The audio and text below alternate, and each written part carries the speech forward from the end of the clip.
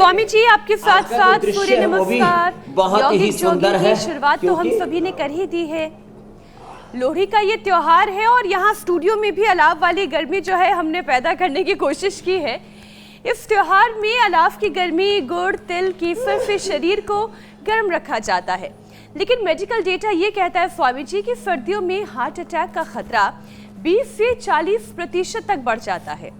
तो ठंड में दिल पर सबसे पहला और सबसे खतरनाक असर तो इस ठंड का ही पड़ता है स्वामी जी। तो दिल को सेहतमंद रखने के लिए कौन कौन से योगाभ्यास करें?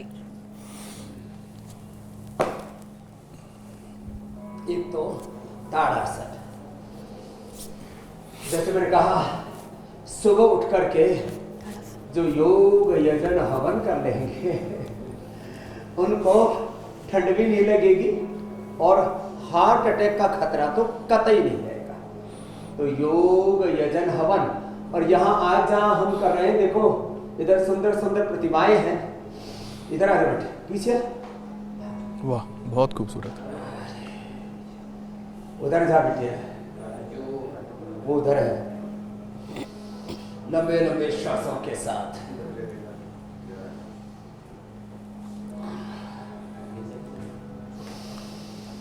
स्वामी जी पीछे की तस्वीर भी बहुत खूबसूरत है और एक शंख भी दिख रहा है बहुत बड़ा सा। स्वामी जी ये शंख ही है ना? इसीलिए तो मैं कह रहा था कि ये आज का ये जो अनुष्ठान है ना, ये हमने पूज्य आचार्य जी के ऑफिस में रख लिया दरअसल। अच्छा। आज धुंध ज्यादा थी तो ठंड ज्यादा थी, तो यहाँ पर सारे ऋषिकाओं के, पूरे सनातन के, प्रकृति के सारे दृश्य हैं। ये पूज्य आचार्य पाठी जी का ऑफिस है। तो जहाँ हार्ट से लेकर के लिवर किडनी फेलियर से लेकर के कैंसर जैसे रोगों के उपचार के अनुष्ठान का पूरा ये यहाँ से अनुशासन चलता है। तो ताड़ासन, तिर्यक ताड़ासन, करचक्रासन, स्कंद संचालन, ये जो अभ्यास है ना, ये अभ्यास ऐसे कर लेंगे ना, ये हार्ट के लिए बता रहे अभ्यास, खड़े होकर के ऐसे और ऐसे। ये इतने अभ्यास ऐसे खड़े होकर के जिसने कर लिए, जिससे सूर्य नमस्कार बन पाए उनसे सूर्य नमस्कार करा देते हैं। और जो है जिनसे बन पाए उनसे गोमुख आसन भी करवा देते हैं।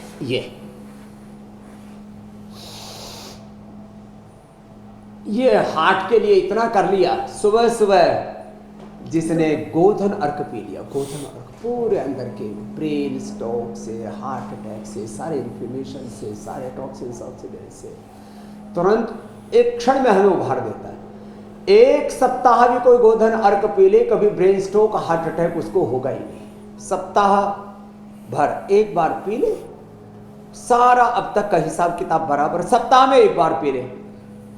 जिनको बहुत पुराना कोई इन्फ्लेमेशन हो, बहुत पुराना कोई जो है अंदर कचरा जमा हो, और किसी को बड़ी बड़ी गांठें तक अंदर जम जाती हैं, तो एक अधिकतम 2 सप्ताह, और किसी को बड़ी बड़ी मोटी मोटी भी गांठें हैं, लाइपोमा है, चाहे बेनाइन चाहे मैलिग्नेंट ट्यूमर है, वो सब भी निकल जाते हैं। ये महिमा है गोधन अर्क की।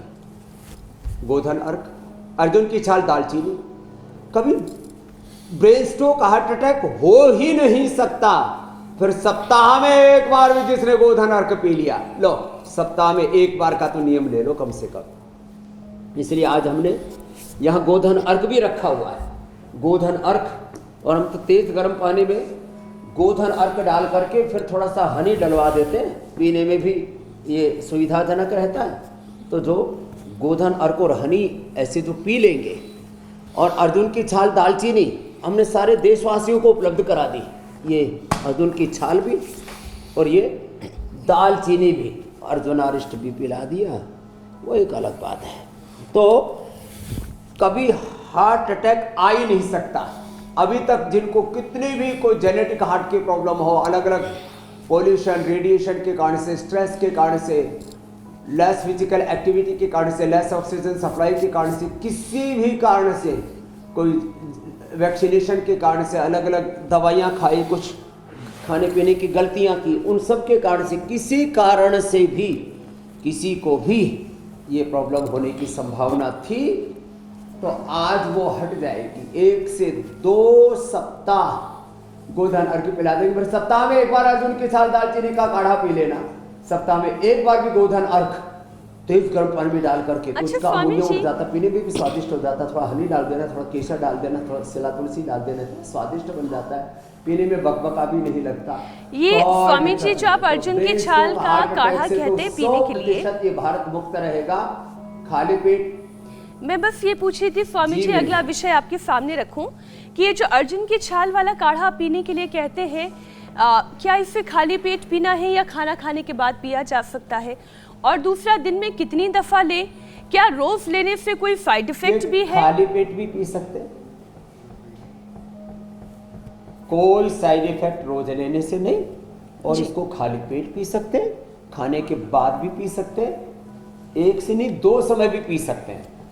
बस थोड़ा सा गर्म होता है, तो सर्दियों में तो कोई प्रॉब्लम ही नहीं है। अर्जुन की छाल दालचीनी और मैं उसमें काढ़ा बनाने के बाद ऊपर से थोड़ा हनी मिला दें, गुड़ शक्कर मिला दें, केसर मिला दें तो और अच्छा है। तो बाकी रही बात लगातार पीने से, तो आपकी जीवनीय ऊर्जा व्यवस्थित रहेगी, 100 साल तक हार्ट यंग रहेगा। लोग अलग अलग प्रकार की, कोई जापानीज टी पी रहा है, कोई चाइनीज टी पी रहा है, कोई कोरियन टी पी रहा है, अलग अलग प्रकार की नाम उनके धर रखे हैं चायों के। ये सबसे अच्छा है अर्जुन की छाल दालचीनी वाला।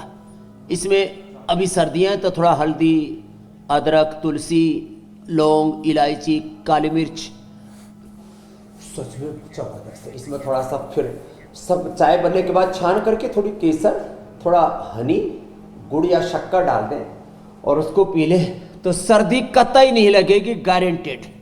अभी मैं ये काढ़ा पी के आया हूँ, इसलिए ऐसे बैठा हूँ। स्वामी जी, योग भी करता हूँ, आपने सर्दी का जिक्र साथ किया में है। काढ़ा भी पीता हूँ, इसलिए सर्दी नहीं लगती मुझे। स्वामी जी, आपको लगती और नहीं है, फिर लेकिन ज्यादा ही किसी को प्रॉब्लम हो तो खाली पेट कार्डियोग्रिड हृदयामृत खाने जी। के बाद दे देते हैं, तो हार्ट में ब्लॉकेज हो, इंजेक्शन फैक्शन कम हो। किसी को भी पेस मेकर की जरूरत नहीं पड़ेगी, बाईपास एंजियोप्लास्टी की जरूरत नहीं पड़ेगी। मेरे भाई अमित जी कुछ कह रहे थे।